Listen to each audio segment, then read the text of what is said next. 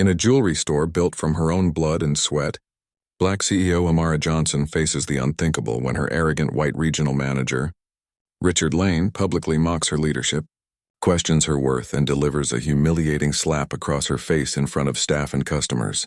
What begins as silence and fear quickly transforms into resistance as whispers turn into voices. Witnesses step forward with proof, and Amara's employees rally behind her.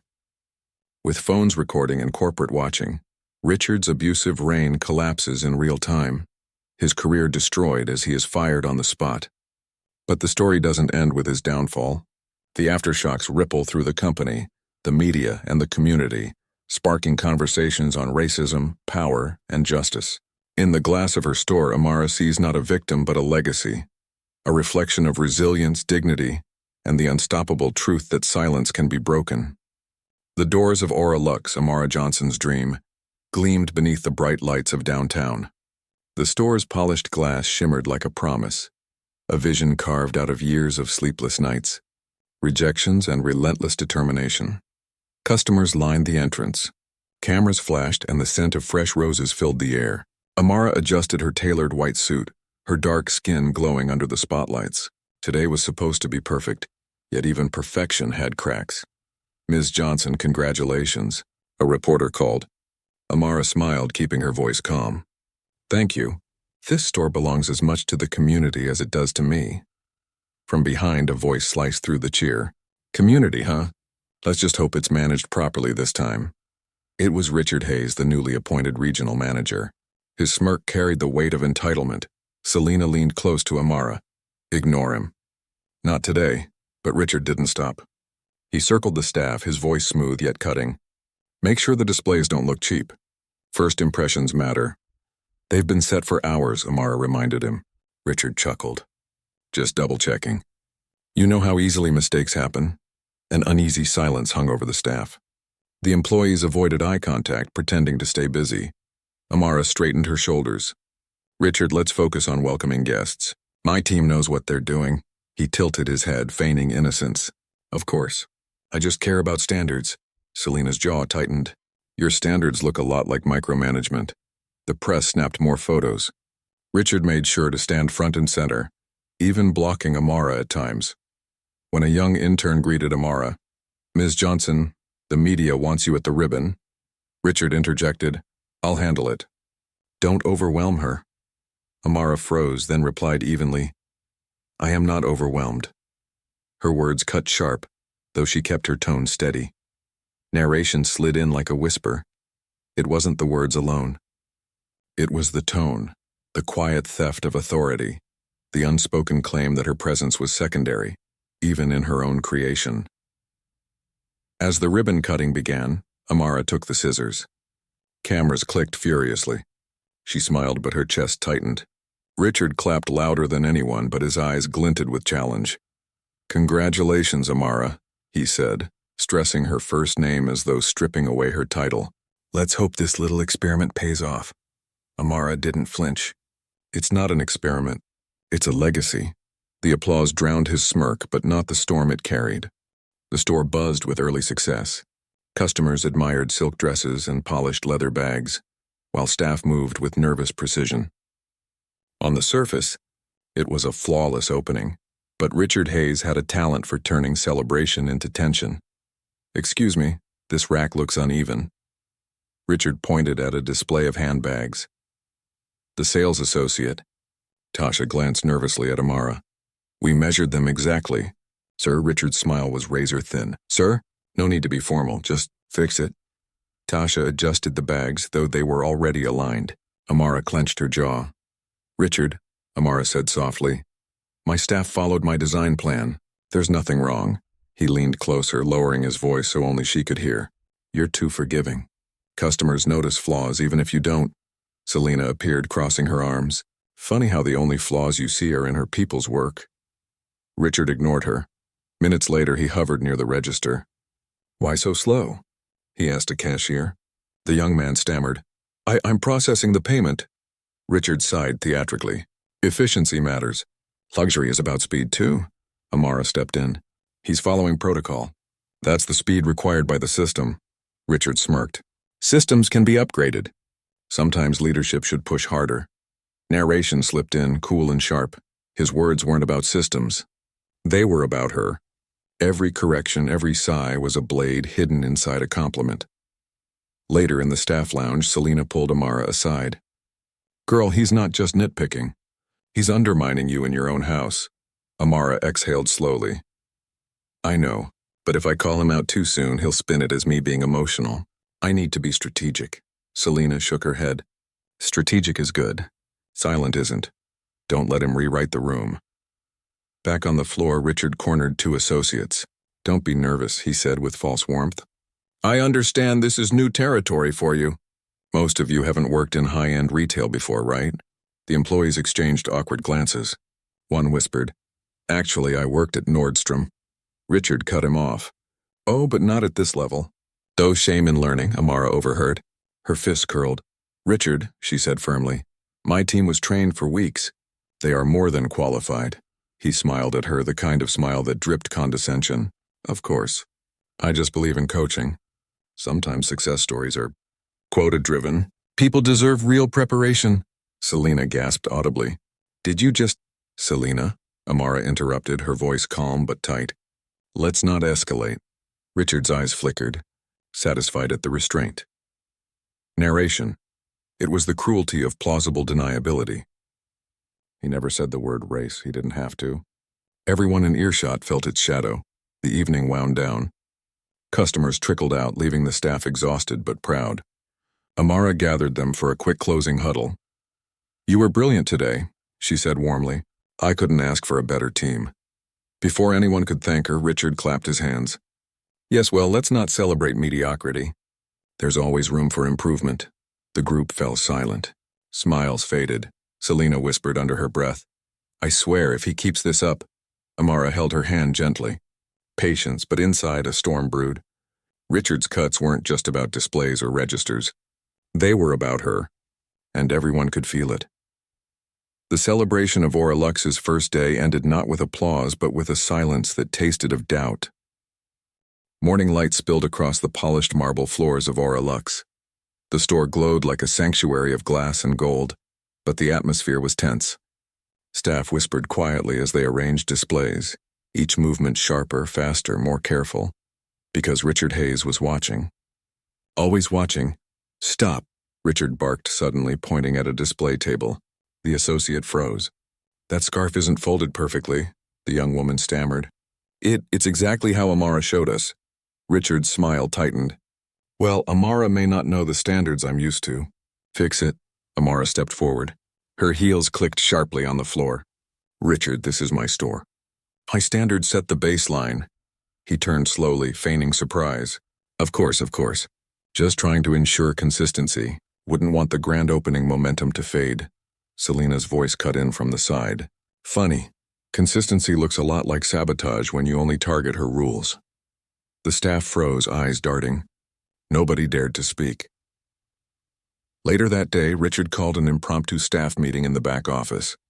"Gather around. Quick check-in," he ordered, clapping his hands. The employees circled nervously. Amara arrived a moment later, eyes narrowed. Richard started pacing. "We had a decent opening, but let's be honest, it wasn't flawless. Sales were lower than projected. Service was uneven. Displays sloppy. One associate tried to defend the team. Sir, customers actually praised—" Richard raised his hand. "Please, let's not sugarcoat." Amara's voice cut through, calm but sharp. "Richard, that's enough. This is not constructive feedback, it's belittling." He smirked. "Belittling? No. Coaching. Maybe you're just not used to this level of candor," Selena muttered. "Or maybe you're just drunk on your own ego." Richard ignored her. He turned to the staff. "You need stronger leadership. You need someone who's been in high-end retail for decades, not someone learning on the job." The words stung. Everyone heard what he was implying. Amara stepped closer, her voice low but firm. "You are speaking about me as though I'm not in this room." Richard's eyes locked on hers. "I'm speaking for the good of the company." Narration slid like a blade. He wasn't offering improvement. He was staging a coup, subtle enough to pass as professionalism, but sharp enough to wound authority. Selena's patience snapped. "You do realize you're talking to the owner, right?" The CEO, you don't outrank her. This is her empire, Richard chuckled. Owner, CEO, titles can be misleading. Leadership is about competence, not labels. Gasps rippled through the room. Amara lifted her chin. Her voice was steady, but fire flickered in her eyes. My competence built this store from nothing. My leadership brought every one of you into this room. Don't mistake calm for weakness, Richard. The staff looked between them, breath caught in their throats. Richard leaned forward, his words dripping disdain. We'll see how long that calm lasts when real pressure hits. Silence. The air was so heavy it seemed no one could move. Amara turned to her staff. Meeting's over. Get back to your posts. The employees scattered quickly, whispering among themselves. Selena grabbed Amara's arm. You can't let this keep sliding. Document everything. He's digging at your foundation. Amara inhaled slowly, her jaw tight. I know, but I want him to expose himself fully. The truth always reveals itself, narration whispered, and soon it would. Because every spark left unchecked becomes fire. The staff returned to work with shaking hands. Richard straightened his tie, smiling faintly as if he had won. But in Amara's chest a storm was gathering. The spark had been struck. And the flames were waiting. The store pulsed with Saturday energy. Customers glided between racks of shimmering gowns and glass cases of jewelry. Employees smiled and nodded, but beneath their polished voices lay tension so thick it hummed like static, because Richard Hayes was prowling again. Near the entrance, Amara stood speaking with a reporter. Her posture was regal, her tone steady. And what inspired Aura Lux? The reporter asked. Amara smiled softly. Resilience. Elegance. A reminder that beauty can rise even when the world tells you it shouldn't. Applause rippled through the gathered crowd, but Richard's laugh cut across it like a whip. Resilience? That's one word for it. Some of us would call it luck. The crowd shifted uncomfortably. Selena's eyes widened. Don't do this, Richard. But he was already stepping forward, loud enough for staff and customers alike to hear. Let's be honest, Amara. Running a luxury brand takes more than charm. It takes pedigree, connections, heritage. You think the board isn't watching? Gasps fluttered through the room. Amara kept her face calm, but her chest burned. My heritage is strength. My connections are earned. And I don't answer to your approval, Richard smirked. Strong words. But I've seen leaders like you burn out. Too emotional, too unpolished. The word lingered, coated in venom. Selena stepped forward. Watch your mouth. Richard ignored her, staring directly at Amara. You think these people follow you out of respect? No. They follow because of quotas, policies, politics. Without that, you'd still be struggling to sell handbags from a pop-up stand. The words slammed into the room like thunder. Several staff members flinched. Amara's voice trembled, but she held her ground. You don't get to erase my work. My blood built this, Richard sneered. Blood, sweat, handouts, same thing. A sharp gasp echoed. Customers froze. Selena hissed. Enough. You're humiliating yourself. Richard's laugh was sharp, ugly. No, I'm revealing the truth. He turned to the staff. Tell me, do any of you really believe she's ready for this? No one answered. Silence suffocated the room. Fear locked their throats. Narration edged in. Silence is its own violence. And in that silence, Richard grew bolder. Amara stepped closer, her eyes blazing. This is my store. My name on the door. You will not undermine me here. Richard's smirk twisted into a snarl. You don't deserve this store. Then, before anyone could move, his hand lashed out. Smack. The sound cracked through the air like breaking glass. Amara's head jerked sideways. The crowd gasped in horror. A wine glass shattered somewhere in the silence. For a moment, time stopped. Selena screamed, Are you out of your mind? Amara slowly raised her hand to her cheek. Heat spread across her skin. But the sting of the slap was nothing compared to the humiliation that burned through her soul. Richard stood tall, chest heaving, eyes wild. Maybe now you'll learn respect. The words were quiet, but they cut deeper than the strike. Respect? Selena's voice shook with fury. You just assaulted the owner in her own store. Gasps and whispers spread through the crowd. A woman near the front clutched her phone. Did you see that? He hit her. I got it on video. Another whispered. Amara straightened slowly. Her face was pale with shock, but her eyes glimmered with restrained fire. She said nothing, just stared at him, her silence louder than any scream. Richard barked at the staff. Back to work. Show's over. Nothing to see. But no one moved. Narration whispered. The slap was not just flesh meeting flesh. It was history, humiliation, and centuries of power condensed into one violent gesture. And the silence that followed was not submission. It was the sound of a world about to shift. Selina grabbed Amara's arm. Say the word and I'll tear him apart. Amara's lips barely moved. Not yet. Her restraint was steel. The crowd waited. The air itself seemed to hold its breath. Richard, mistaking silence for victory, smirked. That's what I thought. Weakness dressed in silk. But the way the staff's eyes hardened, the way phones quietly lifted, something had changed. The slap wasn't the end. It was the beginning. The sound of the slap still echoed in the store. The air was brittle, as if even breathing too loudly might shatter it. Amara stood frozen, her hand resting lightly against her cheek. Richard's palm print still burned there, red and raw. No one moved. No one spoke. Finally, Richard's voice slashed through the silence. Back to work now. His tone was sharp, commanding, but his eyes flickered with something else. Fear, maybe, or defiance. The staff glanced at each other nervously. Tasha whispered, Did he really? Another associate shook his head quickly. Don't say it. Just keep moving, Selina exploded. Keep moving?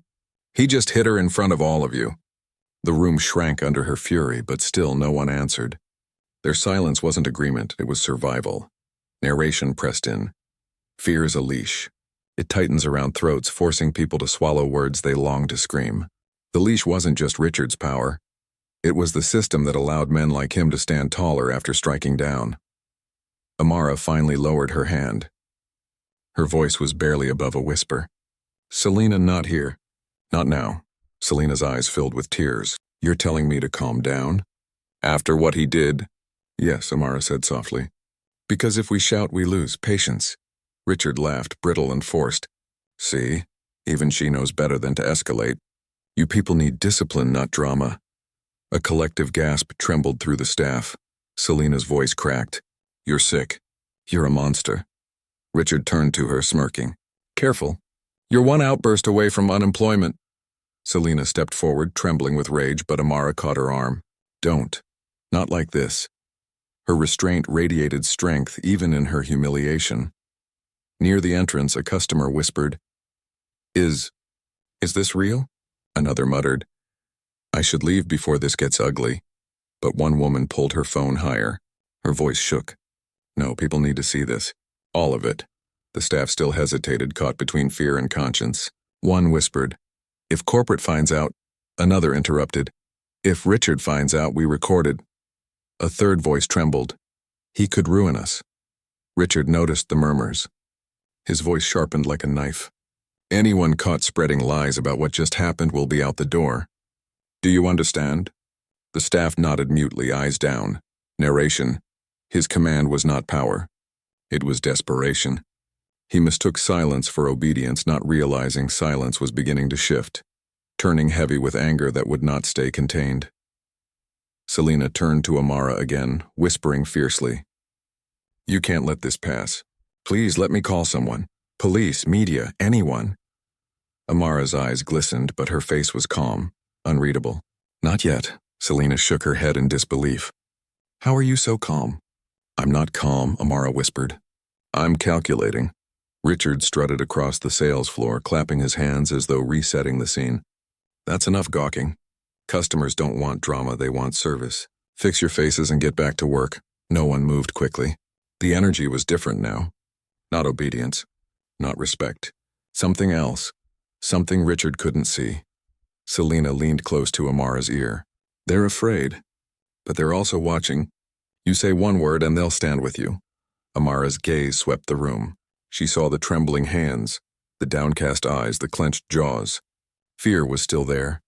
But beneath it she recognized something stronger. The silence was breaking. Narration closed in like a slow drumbeat. Silence is the seed of resistance. And in this silence, fear was already curdling into courage. The store remained suspended in fragile quiet.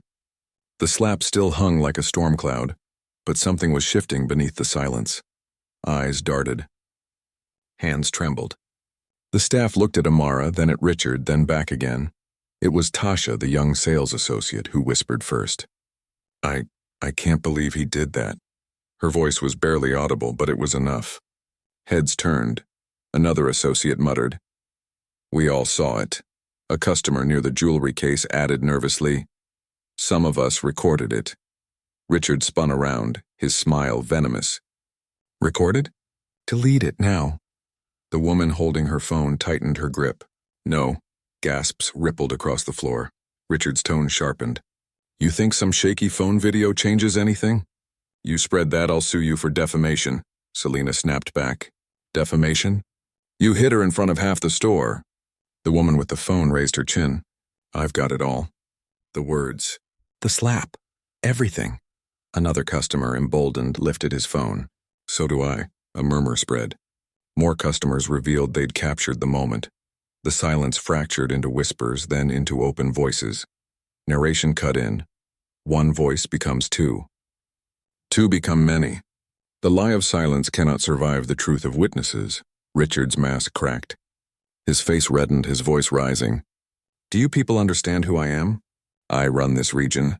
You work for me, not her. Amara finally spoke, her voice low but steady. They don't work for you, Richard. They work with me. And you've forgotten the difference. Selena stepped forward. And you just guaranteed your own downfall. Every person here saw it, Richard sneered. Employees won't risk their jobs to back her up. Customers? Strangers forget fast. That's when a timid cashier no older than 20 raised his voice. His hand shook, but his words rang clear. I'm not forgetting. You slapped her. You humiliated her. And I'm done pretending it didn't happen. The room froze. Then Tasha added louder this time. Me too. The staff began exchanging glances. One by one, heads nodded. Richard's composure faltered. Careful, he hissed. Loyalty matters. Step out of line and you'll regret it. Selena barked a laugh. Loyalty? To a man who assaults women in public? To a manager who mocks the very person who gave us jobs? No, loyalty belongs to her. She pointed at Amara. A chorus rose. She believed in us. She trained us. She fought for this store. Each voice chipped away at Richard's authority. Narration slipped in, pulsing like a heartbeat. Witnesses transform fear into resistance. Once the truth is spoken, silence loses its grip. Richard's voice broke into a snarl. Enough! You think a mob changes reality? I'll have every one of you fired before the weekends. A customer's voice rang out. Not before the video goes online. Richard's face went pale. Amara stepped forward. Her cheek still red, but her stance unshaken. You thought silence would protect you.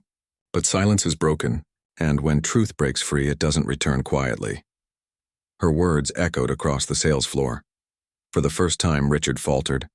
His hand twitched nervously at his side. The crowd had shifted.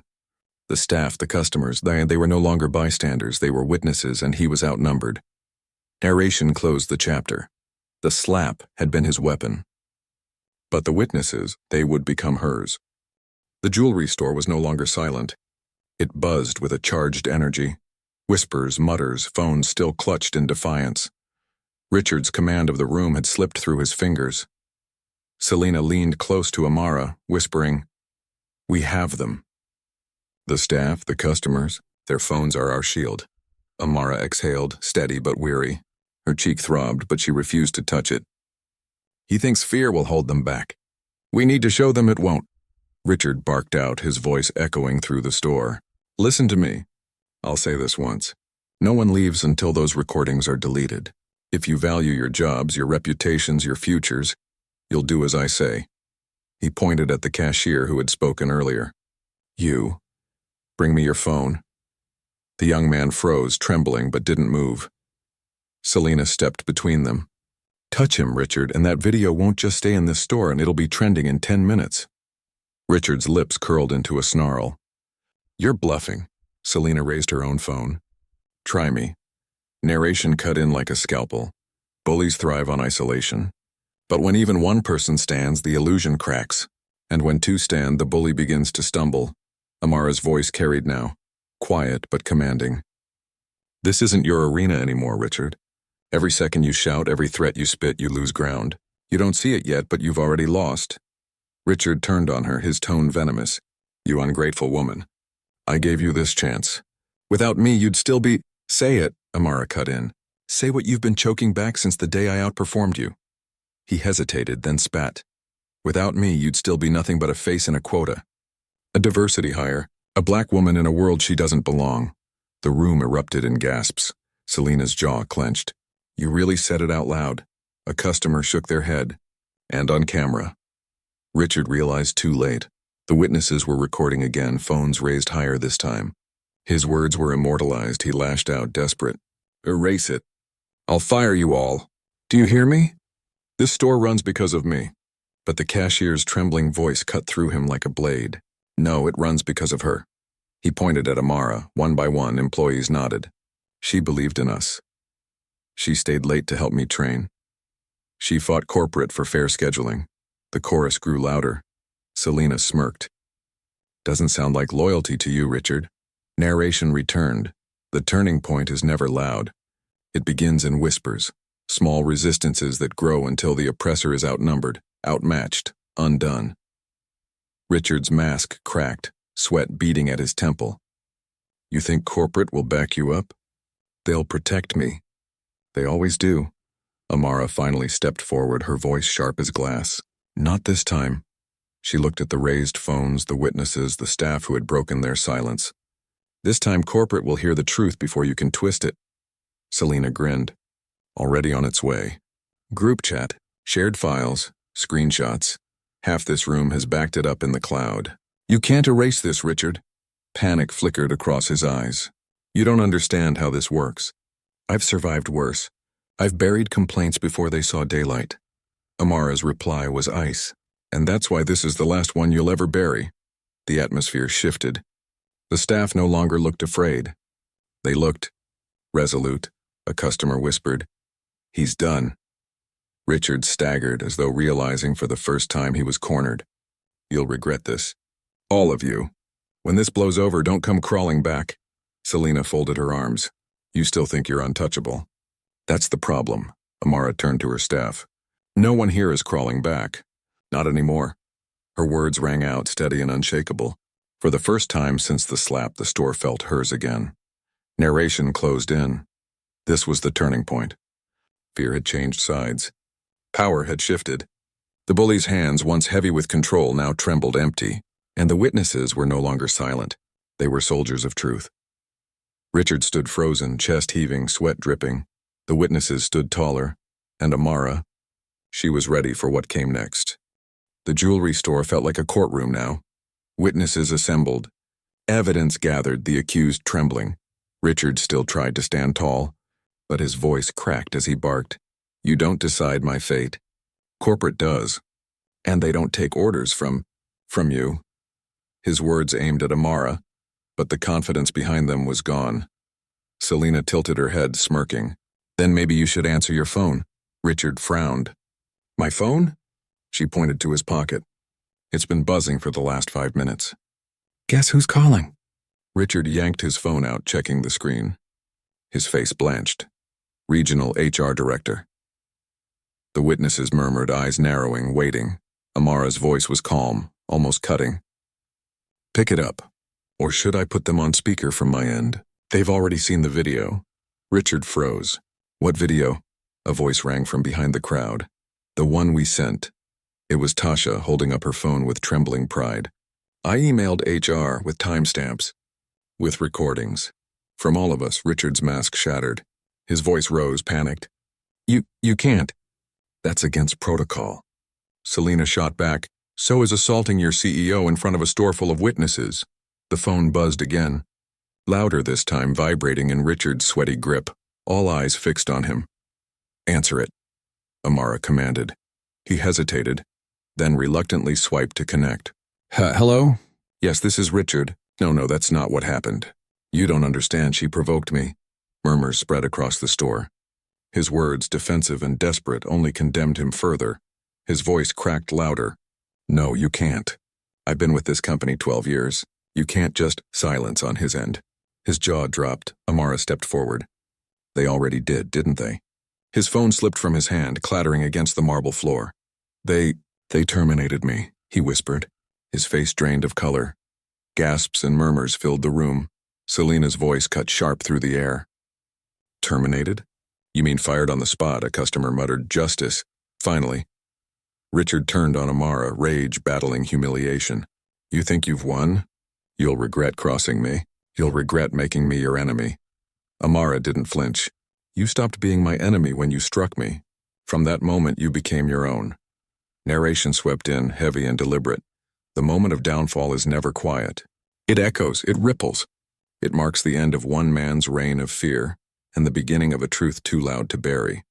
Security, summoned by HR, arrived minutes later.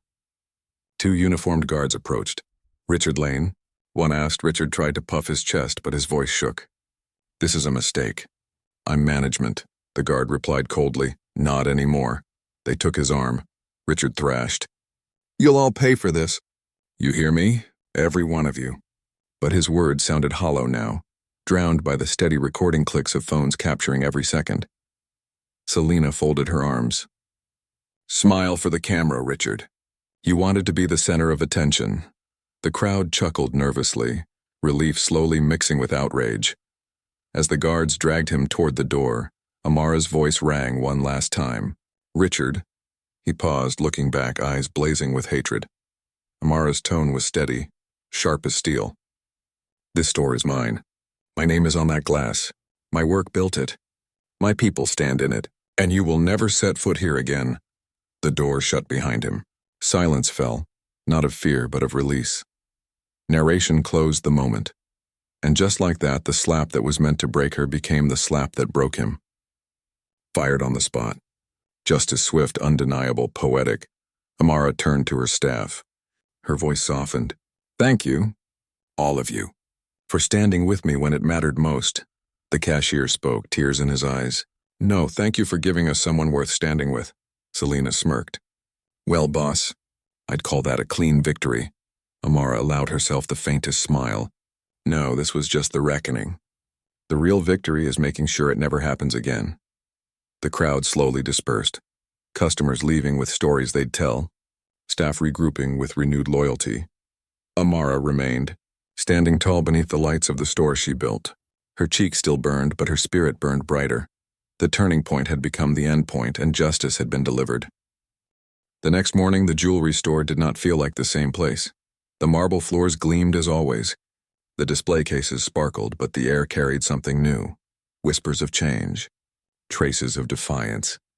Selena leaned against the counter, scrolling her phone. You're trending, boss. Amara raised an eyebrow. Trending? Selena turned the screen. Headlines flashed. White manager slaps black CEO in her own store, fired on the spot. Witnesses speak out. Loyalty to the woman who built this store. The videos had spread like wildfire. Tasha, the young associate, joined them nervously. Miss Amara, people online are calling you an icon. They're saying you stood up for all of us. Amara shook her head softly. I didn't stand alone. You stood with me. That's the difference. Narration cut in. The aftershocks of injustice are not always destructive. Sometimes they are the tremors that shake loose the chains of silence. Corporate headquarters called by noon. A video meeting flashed across the screen in the back office. A stiff-faced executive cleared his throat. Amara, we want to formally apologize. Richard Lane's actions were reprehensible. We assure you, he will never set foot in this company again. Amara's voice was calm but cutting. It took a viral video for you to listen. My words, my reports, my presence weren't enough. Why is it always the spectacle that gets attention? The executive faltered. We'll be reviewing protocols, Selena snorted. Translation, you're scared of lawsuits. Amara leaned forward. I don't want a statement. I want structural change, training, policy, accountability. Otherwise, this happens again just behind closed doors. The executive shifted uncomfortably. We'll discuss it. Amara's eyes locked on his. No, you'll act. Or I'll make sure the world knows this company values damage control more than justice. The call ended, leaving silence in the room. Selena broke it with a smirk. Well, I think you just put the fear of God in them. Amara exhaled. Good, because fear's the only language they've spoken until now. Word of the incident spread beyond corporate halls. Customers returned, some just to shake Amara's hand, some to offer apologies for not speaking up sooner. An older woman whispered through tears, "I didn't say anything in the moment, but you gave me courage." "Thank you," a young man added. "My little sister saw the video," she said. "That's me one day." You gave her hope. Narration echoed. The slap that humiliated her became the slap that awakened others. What was meant to break her spirit became the symbol of resistance for countless strangers, but the aftershocks were not only praise. Richard's allies murmured in the shadows. Anonymous emails arrived, dripping with bitterness. She played the race card. She ruined a man's career over one mistake. Selena skimmed through them, scoffing. Funny how they never call a slap a mistake until it's caught on camera. Amara's jaw tightened. Let them talk. Silence used to protect him. Now it protects us. The staff transformed too. Employees who once kept their heads down now carried themselves taller. The timid cashier approached Amara one evening. "I've worked here 2 years. I never spoke up. Not once. I was afraid. But when you stood there after he hit you and you didn't flinch, I realized silence was worse than fear." His voice cracked. "I'll never be silent again." Amara placed a hand on his shoulder. "That's how change starts. Not with me, with you. With all of us." Meanwhile, Richard's downfall rippled online. His name was plastered across news feeds, his LinkedIn account flooded with ridicule, his former colleagues distancing themselves. One headline read, "From manager to pariah, Richard Lane's career in ruins after viral slap." Selena scrolled past it with satisfaction. Poetic justice. Served hot, but Amara's expression was somber. "It shouldn't take his destruction for people to see my humanity. Justice isn't about revenge. It's about prevention." Narration cut in. The aftershocks of injustice reveal more than the crime. They reveal the cracks in the foundation, the systems that allowed it to stand. To repair them, one must decide: settle for punishment or demand transformation. That evening, Amara stood alone by the storefront glass. The city lights reflected back her own gaze. Her cheek had healed, but the memory lingered like a scar. She whispered to herself, steady but firm, "This store will not just sell jewelry. It will stand for dignity, for resistance, for proof that silence can be broken." Behind her, Selena called out with a grin, "Careful, boss. You sound like you're planning a movement." Amara turned, a faint smile tugging at her lips. "Maybe I am." The aftershocks were not over. They were just beginning. Night cloaked the city, but the store glowed like a beacon.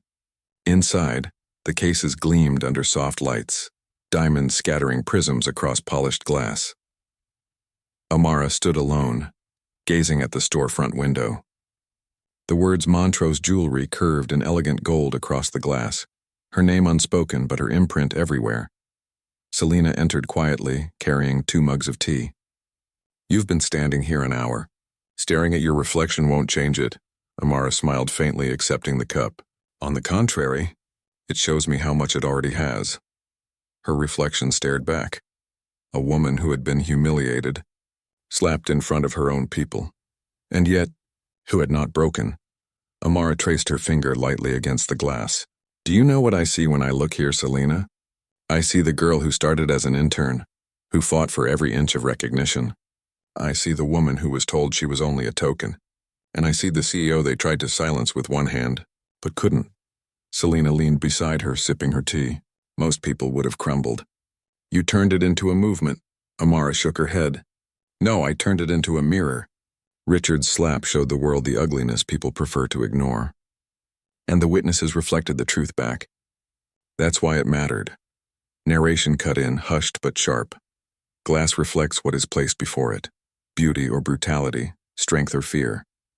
And in reflection, truth becomes undeniable. Tasha entered timidly, holding a small envelope. "Ms. Amara, we wanted you to have this." Amara opened it. Inside was a handwritten note signed by every employee. "For standing tall when we couldn't. For proving silence can break. For being more than a boss, for being ours."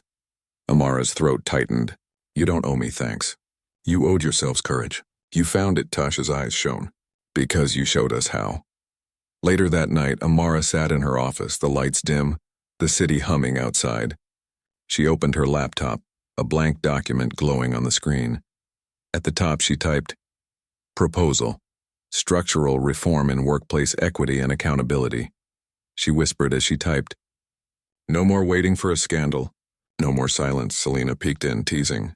"Working already? Don't you ever rest?" Amara smiled without looking up. "I'll rest when silence isn't the first instinct of the powerless." Narration surged. The slap was never just an incident. It was a crack in the glass of denial. Through that crack, light poured in, and once light enters, darkness has no place to hide. Before leaving, Amara returned once more to the front of the store. She stood in the same spot where Richard had raised his hand. The memory replayed, but this time it no longer pierced. It glowed with resilience. She whispered into the quiet, "You tried to write my ending, Richard, but all you did was turn the page." Her reflection in the glass looked back, not broken, not diminished, but multiplied. Behind her reflection, she imagined the faces of her staff, the witnesses, the customers who had stood tall. The glass no longer showed just her. It showed them all. Narration closed. Reflections are not merely what we see, but what we choose to carry. In the glass of her store, Amara saw not a victim, but a legacy. Not silence, but a chorus. Not defeat, but a victory born from fire. She turned off the lights, leaving the jewelry glimmering in the dark. The city outside pulsed with life. And as she stepped out, locking the door behind her, she knew one truth above all. This was not the end of her story. It was only the beginning.